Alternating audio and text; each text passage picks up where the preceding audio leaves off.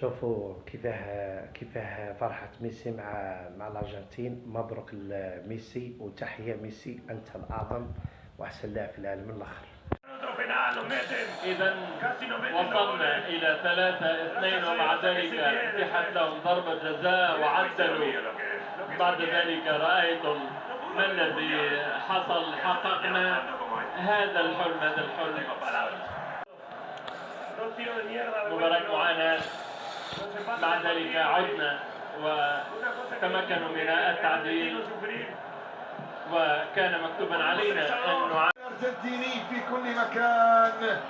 هارد للاعبين وعشاق المنتخب الفرنسي ومن شجعهم. هذه ركلة الحسم اللي أعطت الأرجنتين لقب بطولة كأس العالم بأقدام مونتيل. الحلم سكنت شباك فرنسا ونقلته إلى أرض الأرجنتين. الصوت والصورة إلى سمير خالد جاسم. التقي بحول الله مع التتويج. كيف رأيت ركلات الترجيح؟ في مثل هذا الوقت علي أن أتحلى بالهدوء حتى أحفز زملائي، وكان بإمكاني إيقاف كذلك ركلة الجزاء تلقيتها. لمن تهدي هذا الفوز؟ أهديه إلى عائلتي، أهديها إلى كل الجماهير.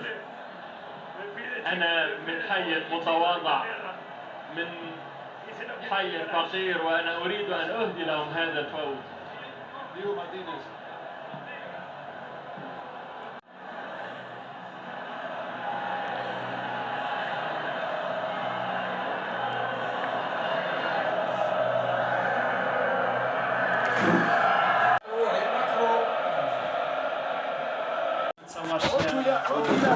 صور كيف نصور. بعد أن أنجزت المهمة على كوكب الأرض تستطيع الآن بأن تعود إلى كوكبك الأصلي.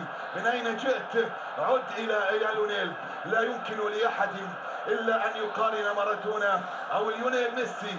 مارادونا لا يقارن إلا بليونيل، وليونيل لا يقترب منه أحد. بطل العالم مع المنتخب الأرجنتيني. تحية ميسي. وبطل العالم